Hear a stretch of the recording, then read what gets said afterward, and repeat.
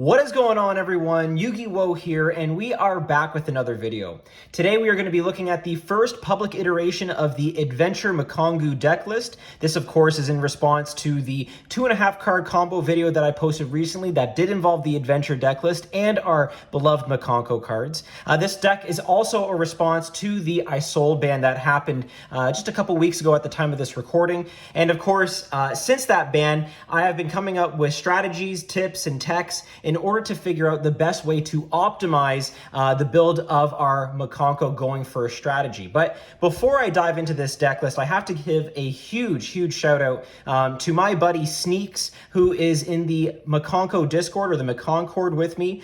Him and I have been labbing this deck since the Isolde ban, essentially, and it's been absolutely amazing to hear his insights and some of his strategies. And although my deck list is just slightly different than his, a lot of the ideas that are presented here did come from also his experimentation in his labbing as well. Typically, I like to experiment with the deck IRL and go to local tournaments and OTS tournaments to see how these builds fare. I didn't get as much opportunity to do that. My first iteration of this deck list is slightly different than the one that you see here, but I do believe that this is an optimized and more clean, streamlined version of the deck that I was running. And again, in large part, thanks to Sneaks's, insight and inspiration, really. So huge shout out to Sneaks. And I'll talk about certain things that, philosophically, I might say that are a little bit different than what he might suggest. But ultimately, you can experiment with either choice or either sort of options that are presented and just go from there. So, before maybe I just jump into this deck list and profile, I just want to say a huge thank you for the amount of support and love you've been giving the channel as of late. We are about 100 followers away from the big 1,000 subscribers. It means the absolute world to me that, you guys are still coming here, intaking new Mikankguu, going first content. And it just means the world. So thank you so much. Like, subscribe, try to hit the notification bell so you can stay in the loop with all of that good Mikankguu goodness. Okay, I think we should just get right into this deck profile. I will say that the deck profile, like I said, at my build anyway, is a 43 card build, whereas Sneaks is a 42, and I'll tell you where the discrepancies are as we move along. This deck is not streamlined at all. It is very lateral, non-linear, kind of depending on what you have in hand is how far you can extend. I'll link to in the description box below a couple combos that you can do with this. I've posted already like a 2 Omni combo that can get a Baron and a Herald out on the field in less than 5 summons, so you can beat Nib that way. That was posted, I think, a month ago, which involves the Synchron cards and Mikankguu, or the Ohime specifically. And then, of course, the most recent 2.5 card combo will be linked into the description box below, and you can just see the kind of things that we're playing around with here. Okay, so let's start with, obviously, our main deck. We are going to go with the Mikankguu engine, at least the monsters to start.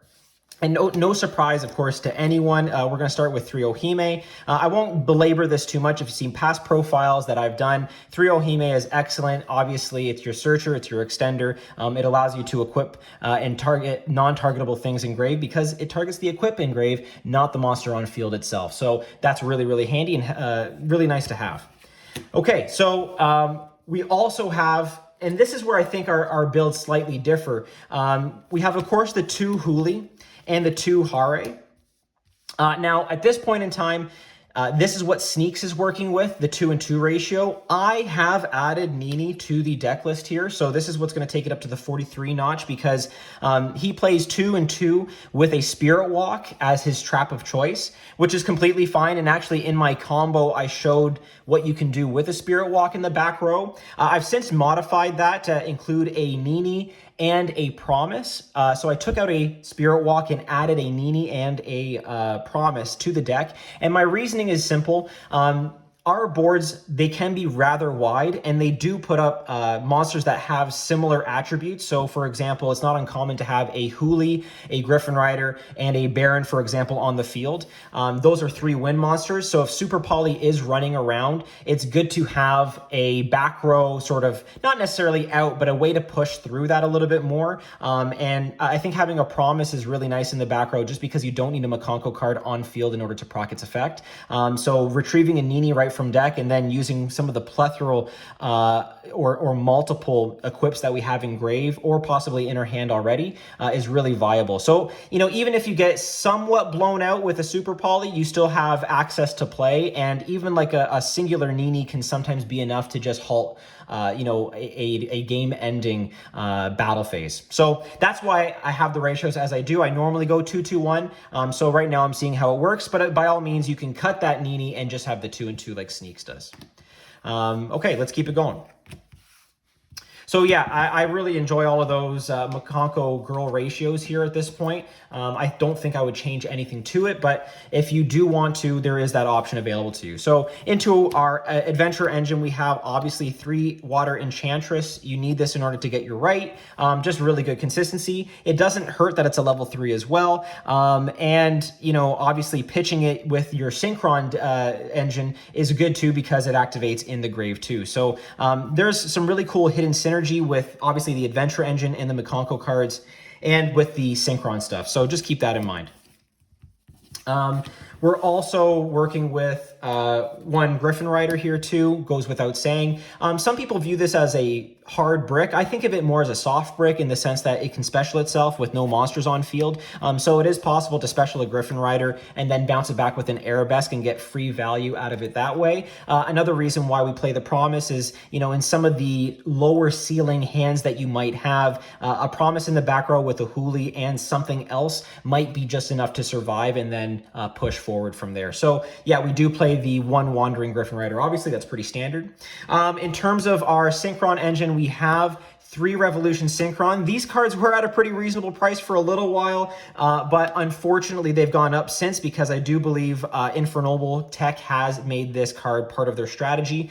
We also play the 1 Jet Synchron. You may opt to play 2 Synchron and then 1 less tuning. It's completely up to you. I'm trying not to die as hard to draw with this deck, so you're going to see less search cards and more actual cards, but again, it's just a matter of playing with ratios and seeing what kind of works for you and your meta environment or locals environment. But you know, all that being said, Revolution Synchron, you know, it's not always it's not a starter in and of itself. It's just the perfect extender though. And depending on what you have as a normal summon, or depending on what you have on field already, as you've seen in some of our combo videos before, a Revolution Synchron just carries you so much. And the fact that it can come back as a level 1 tuner and just add extra value that way is great. Of course, also having a Jet Synchron is really valuable too, because if you have it in hand, and of course, both, you know, Ohime and the adventure engine, they love to discard things. This as a discard is just a perfect way to get another body back on the field for, you know, a level 4 synchro, or even just like a 2 mat or a 2 material IP or SP, you know, so that's something to keep in mind as well. And again, it's just really free value. So we play that small sort of monster Synchron package as well. Now we're going to go into sort of the Infernoble sort of monster lineup. We have 1 Turpin, which is kind of different for the deck, and 1 Renault. I like both of these cards, obviously. Renault is really good to just kind of recycle some of your banished and also graveyard equips, and it's necessary in a lot of the combos that we have. But the Turpin is a new addition, and what I like about Turpin is that if this is your normal summon and you have Arabesque in hand, you can always normal summon the Turpin, Arabesque it back, and then it can special summon itself because it sees that you either have a Hare or a Hooli on field with an equip. So that's really nice value. When it's in graveyard, you can also special summon it when it sees a monster with an equip, which is really nice too. And sometimes it's the case that you can but normal summon a Turpin, and then if you have a Revolution Synchron in hand, you can go into a level 7 OG Power Tool Dragon, and that gets you your equips online as well, and your Mikankguu engine going too. So there's a lot of great value there. There's also the possibility of turning Turpin, or making Turpin an equip, and equipping it to a Hare to make the Hare a level 3 tuner, which can come up in certain cases depending on, you know, certain synchro plays that you want to make. But I'm trying to explore that side of the engine as we kind of move along in more you know, testing, I suppose. So anyway, yeah, what can I say? These are really good in terms of the current list that we have now. In terms of hand traps, we're doing 3/6 non-engine hand traps, but for our monster lineup, we just have the the Ash Blossom. So we have 6 non-engine, 3 Imperm, and 3 Ash. It's just generically good. It hits most things that need to be hit. Is it a huge impact card? I think going second, I don't know. I think this is a weird time in the format that we have to see what happens post Phantom Nightmare. But ultimately, if you have this in hand, in addition to your board already, I think it just kind of takes it over the top to really stifle your opponent and put them on their heels. So anyway, 3 Ash is in the main. Let's move on to our spells now. We've got 3 Rite of Aramesir.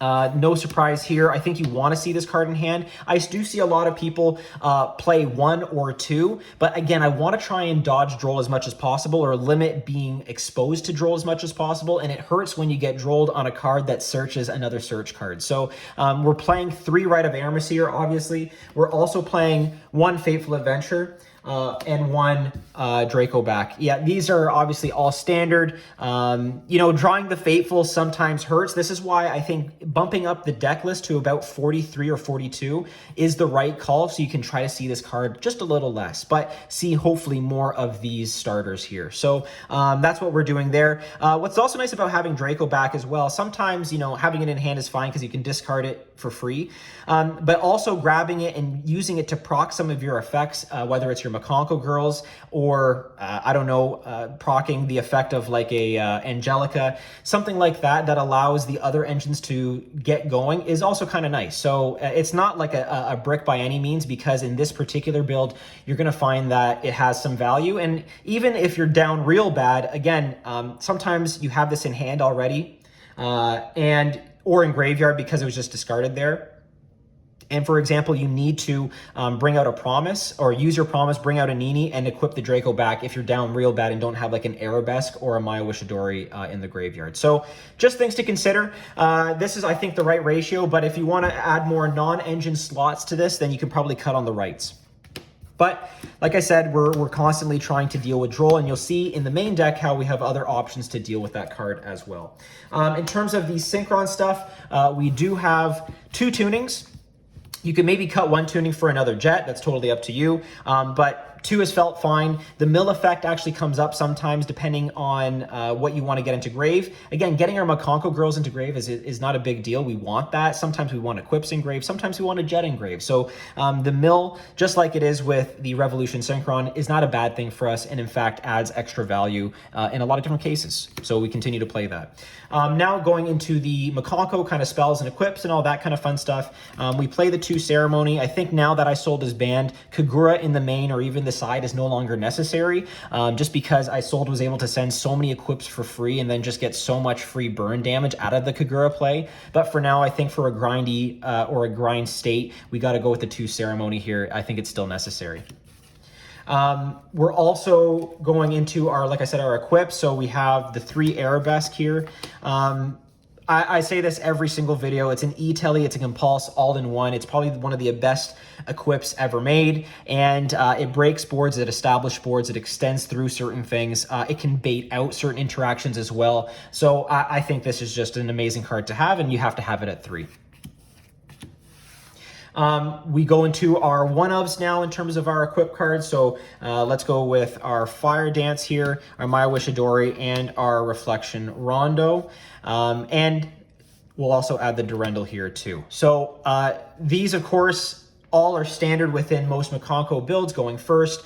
Fire Dance is your monster reborn, plus reborning a negated monster from their graveyard, which is really good. Maya Wishadori also reborns your monsters. And also don't forget about that bounce back effect in the damage step. Comes in handy a lot of the times to out problematic back row.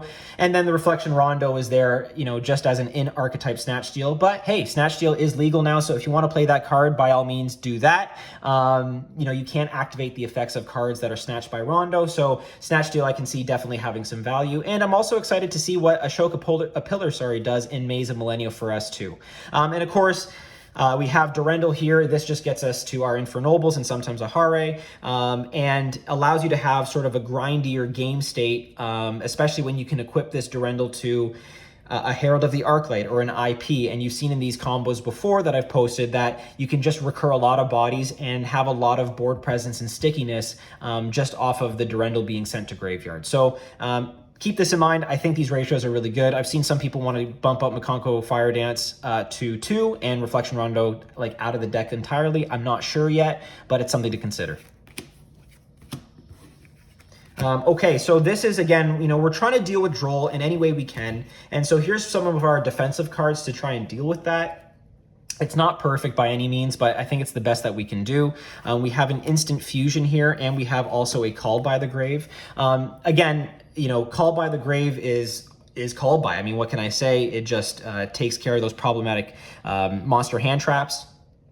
And then you have Instant Fusion here, which will bring out our Millennium Eyes Restrict. And of course, as you know, that card insulates us from a lot of hand traps as well. And funny enough, you can equip an Arabesque or another Mikankguu equip card to the Millennium Eyes Restrict, and it will not be destroyed in the end phase, which is really good because it's preventing itself from being destroyed because of the equip card. So just something to think about. You have to be careful with this card with time, obviously, into a game 3 situation. And most times you are siding this out game 2 if you're going second. So just, you know, things to bear in mind. And we will talk a little bit about siding patterns. I don't have a designated side deck just yet for the deck. I know Sneaks has been playing around with stuff. I'll tell you what maybe he's trying out, and then you can modify and arrange your material from there.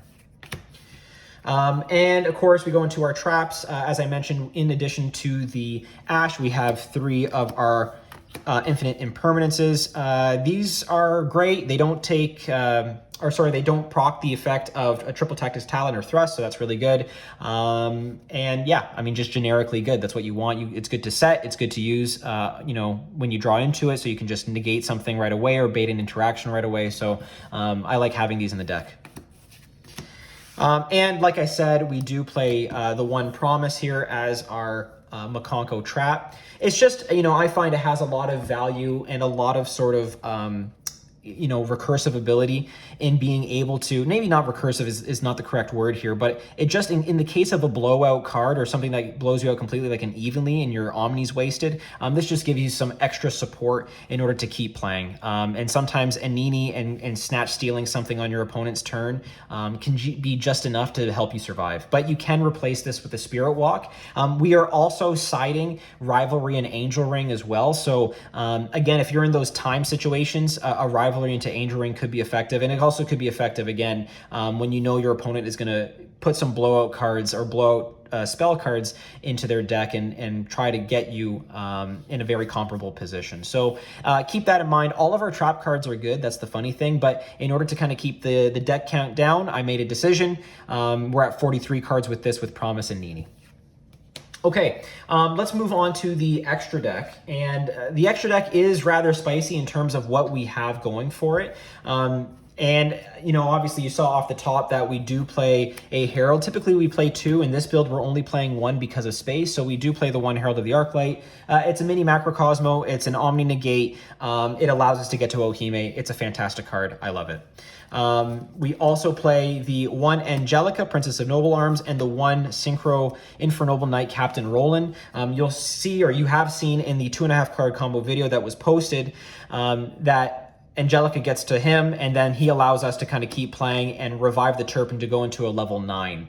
Whether that be a Power Tool Braver Dragon or something else, and I'll show that in just a second. So yeah, I like both of these cards in the extra deck. We also have the OG Power Tool Dragon. This can happen when you have, again, a Turpin on field and you have a Rev Synchron in hand. You can go right into this using the Rev Synchron from hand, get your Arabesques in play, and then you can revive the Rev Synchron to then make a Crystal Wing Synchro Dragon, so you have your sort of ultimate monster negate on field, and that just adds a lot of extra pressure. And in addition to that, obviously, we have our Power Tool Braver Dragon. I mean, Braver Dragon is just such an insane card for us. It's Isolde 2.0. We've been talking about this even before the Isolde ban. So this is something to definitely just always have in your extra deck for that extra bit of utility. It grabs Durendal, it grabs Mayo, it grabs Arabesque. It helps recycle things through the graveyard. And you may want to bring it out if your Baron is exhausted as well, to get just more recursion and that extra monster negate or imperm on field.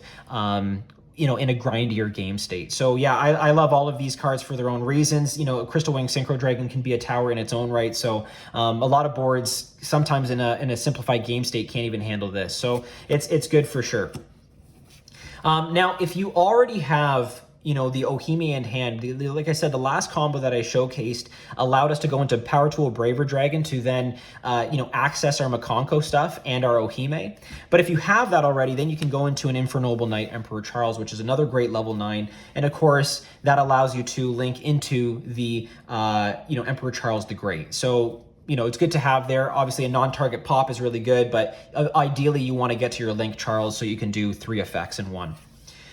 We also have a Baron. Baron is very good, as I've said before, and as people said in the comments, Baron is Baron. So we do like to play this card. It's a great Omni Negate.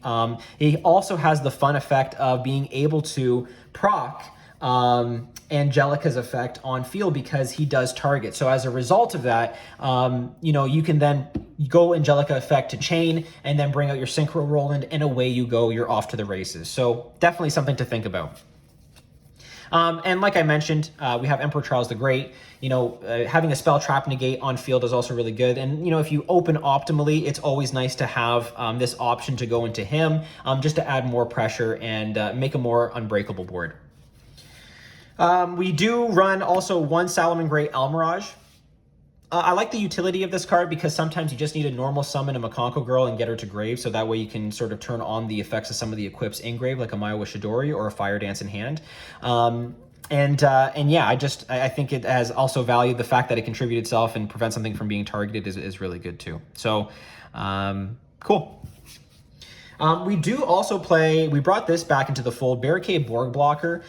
It's really good if, let's say, you have an IP up on your board and you don't have any sort of like Angel Ring access, or you don't have the ability to protect your back row. Sometimes going IP Barricade Borg Blocker just helps you survive long enough to protect all of your back row. And remember, you also have the discard effect, which can unbrick your hand, and you do not need to have a viable target.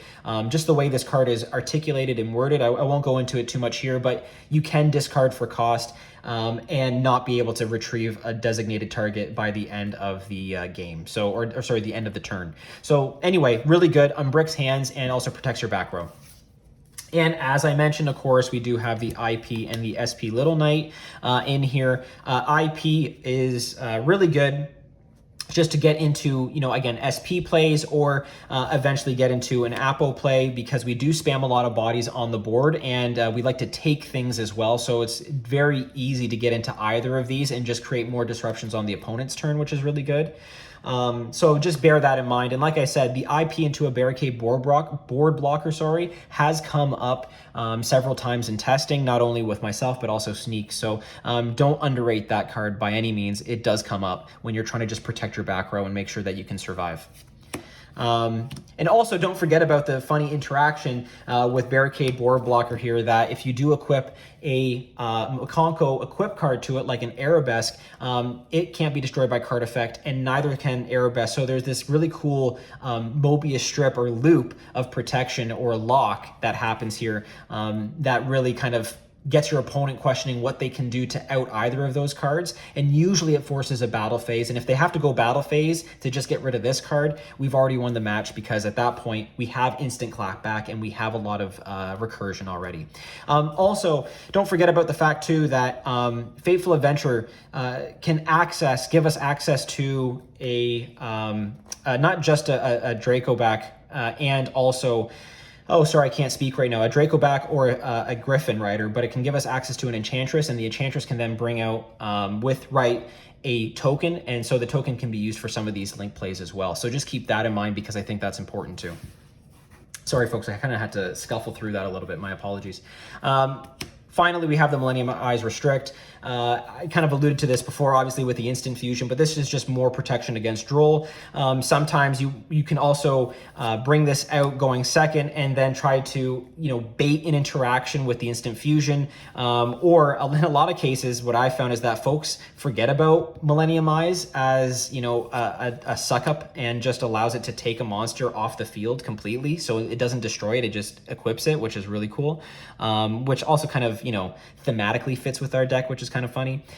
So yeah, I mean, this is a great card, great utility. I definitely like it. And that's really it for the main and the extra deck. In terms of side decking, folks, what you can do, what Sneaks has found is that you can definitely side out your Synchron package. So you can side out, a Jet, a Rev, obviously all the Revs. You can maybe side out a Turpin here. You could side out definitely maybe your tunings for sure.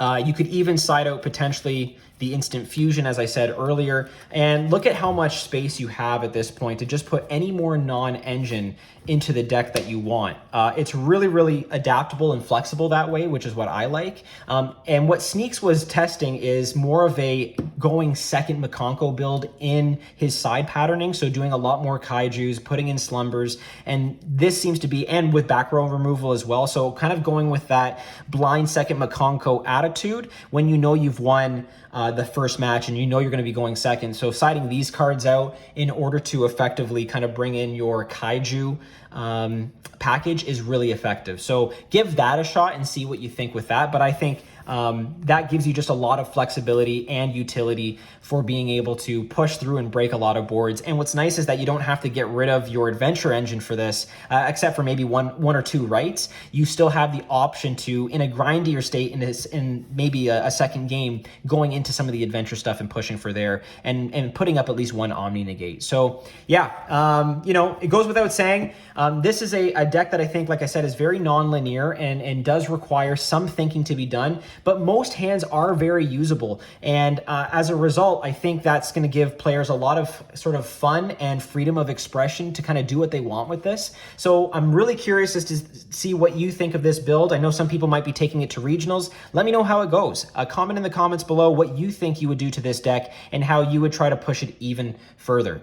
So with that all being said, again, huge shout out to Sneaks for giving me some more ideas and kind of workshopping this deck with me. Another shout out to you, the viewer. Thank you so much for your support and love with all of this good Mikankguu content. Please like, subscribe, hit that notification bell so you can stay in the loop with all of that good Mikankguu goodness. So with that all being said, folks, this is Adventure Mikankguu version 1.0 signing out.